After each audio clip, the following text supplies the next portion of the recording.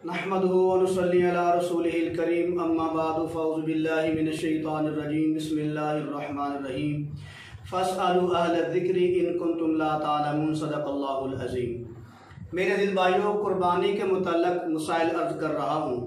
आज का हमारा पहला मसला ये है कि जो गाबन जानवर है, वो जानवर जिसके पेट के अंदर बच्चा है, जिसको गाबन कहते हैं, गाबन जानवर जो है उसकी कुर्बानी जायज़ है कि नहीं? मेरे अजीज भाइयों, गाबन जानवर की कुर्बानी जायज़ है। ज़िबा करने के बाद पता चला कि उसके पेट के अंदर बच्चा निकला है तो उसकी कुर्बानी जायज़ है, उसका गोश्त खाना भी जायज़ है। आगे आज का हमारा दूसरा मसला ये है कि ज़िबा करते वक्त जानवर को ज़िबा करते वक्त किबले की तरफ मुँह करना ज़रूरी है या नहीं? बाद लोग कहते हैं कि अगर किबले की तरफ मुँह नहीं होगा ना तो कुर्बानी ऐसे मकरूह हो जाएगी या कुर्बानी का मुकम्मल सवाब नहीं मिलेगा। मेरे अजीज भाइयों, किबले की तरफ मुँह करना ये सुन्नत अमल है।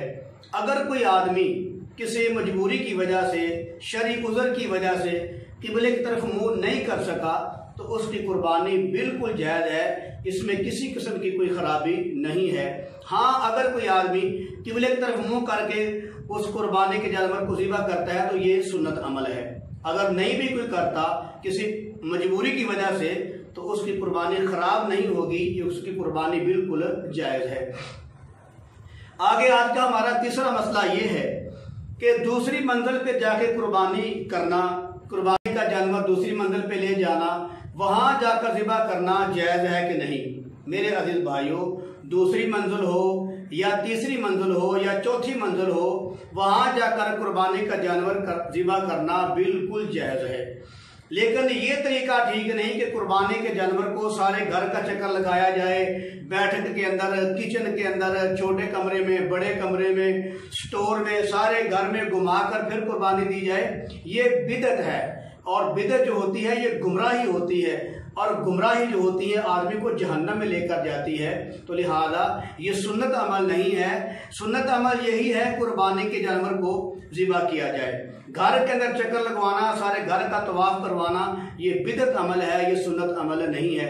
अगर कोई आदमी उसको सुन्नत समझेगा तो ये गुनाहगार होगा, क्योंकि अल्लाह के हबीब का वो फरमान, अल्लाह के नबी ने फरमाया कि मन कज़बा अलैया मुतअम्मिदन फलयतबव्वा मक़अदहु मिनन नार। ये अल्लाह के हबीब का फरमान मुबारक है।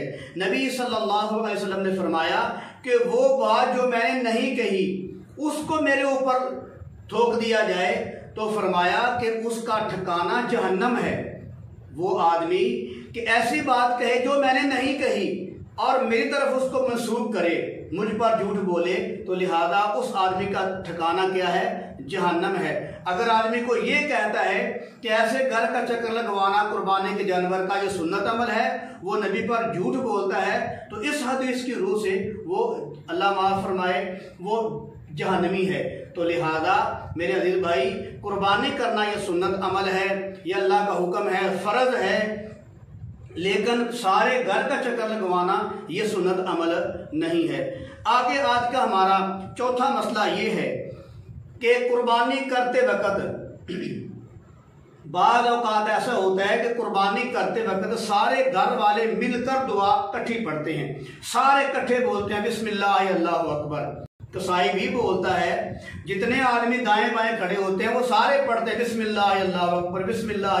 मेरे दिल भाई, ये तरीका बिल्कुल गलत है, ये सुन्नत तरीका नहीं है। एक आदमी जो तकबीर कर रहा है वो इस तरह पढ़े बिस्मिल्लाह अल्लाहु अकबर, बाकी लोगों का तकबीर मिल के पढ़ना ये सुन्नत अमल नहीं है। ये नए नए तरीके हैं, नई नई इजाद है, इसका सुन्नत के साथ कोई ताल्लुक नहीं है। आगे मसला ये है कि जिसने कुर्बानी दी है, पैसे दिए हैं, जो कुर्बानी कर रहा है, अगर मौके पे मौजूद नहीं, जानवर ज़िबा होने लगा है तो वो मौके पे मौजूद नहीं, तो क्या ऐसे कुर्बानी हो जाएगी?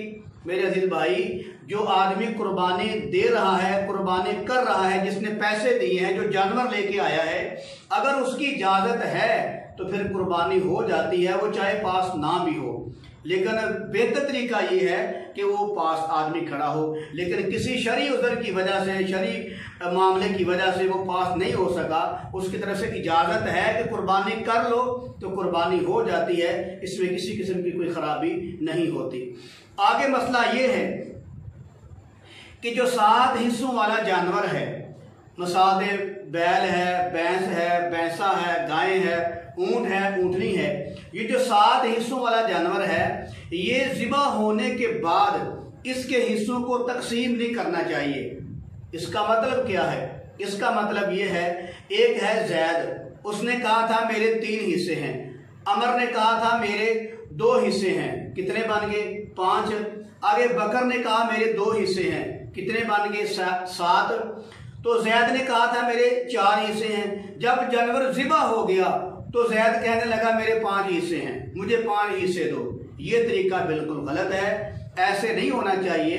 कुर्बानी का जानवर ज़िबा करने से पहले हिस्से मुतय्यन करने चाहिए कि जो जैद है उसके 4 हैं, जो अमर है उसके 2 हैं, और जो बकर है उसका 1 हिस्सा है। लेकिन जानवर ज़िबा होने के बाद जो आदमी के 2 हिस्से थे वो क्या मैंने 3 लेने हैं, ये तरीका बिल्कुल नाजायज़ है और गलत तरीका है। कुर्बानी ज़िबा होने के बाद, जानवर ज़िबा होने के बाद हिस्सों को तकसीम नहीं करना चाहिए।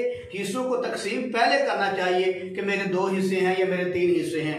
आगे मसला ये है कि एक जो बड़ा जानवर है, जो बड़ा जानवर है जैसे गाय है, भैंस है, भैंसा है, जिसके 7 हिस्से होते हैं, ये जो बड़ा जानवर है इसके अंदर क्या कोई 4 आदमी जिंदा और 3 आदमी मुर्दा जो हैं उनके हिस्से रखे जा सकते हैं? मिसाल के तौर पे एक आदमी है, वो अपने घर में ऊँट लाया है और उसने नियत ये की है कि 4 हिस्से हमारे घर वालों के होंगे और 3 हिस्से जो हैं वो मेरी अम्मी फौत हो चुकी है, एक उसकी तरफ से होगा, एक अब्बू की तरफ से होगा, मेरा बड़ा भाई जो फौत हो चुका है एक उसकी तरफ से होगा। जो फौत आदमी हो चुके हैं क्या उनकी तरफ से ऐसे हिस्से जो हैं लगाकर उनके नाम से कुर्बानी करना जायज़ है? मेरे अजीज भाई, 4 जिंदा आदमी हो, मिसाल के तौर पर 4 लगा लें, 5 लगा लें, 4 जिंदा आदमी हो और 3 वो आदमी जो दुनिया से पर्दा फरमा गए हैं, तो उन तीनों का भी हिस्सा रख लिया जाए और 4 जिंदों का हिस्सा हो, 3 वो जो फौत हो चुके हैं उनका हिस्सा हो, तो ऐसे कुर्बानी बिल्कुल जायज़ है, इसमें किसी किस्म की कोई खराबी नहीं है, ऐसे कुर्बानी देना जायज़ है। आज का हमारा आखिरी मसला ये है, बार लोग ये कहते हैं जो छुरी हो, जो छुरी है उसका जो दस्ता होता है उसमें 3 सुराख होना ज़रूरी है, उस दस्ते में 3 सुराख होना ज़रूरी है, वरना ये सुन्नत अमल पूरा नहीं होगा। तो मेरे अजीज भाई, ये बिल्कुल गलत बात है, बनाई हुई बात है, कुरान और सुन्नत से इसका कोई ताल्लुक नहीं है कि जो कुर्बानी वाली जो छुरी है उसके दस्ते के अंदर 3 सुराख हो, ये बिल्कुल गलत बात है। अगर एक भी सुराख ना हो तो कुर्बानी फिर भी हो जाती है। अल्लाह पाक अमल की तौफीक नसीब फरमाए। वमा अलैना इल्लल बलागुल मुबीन।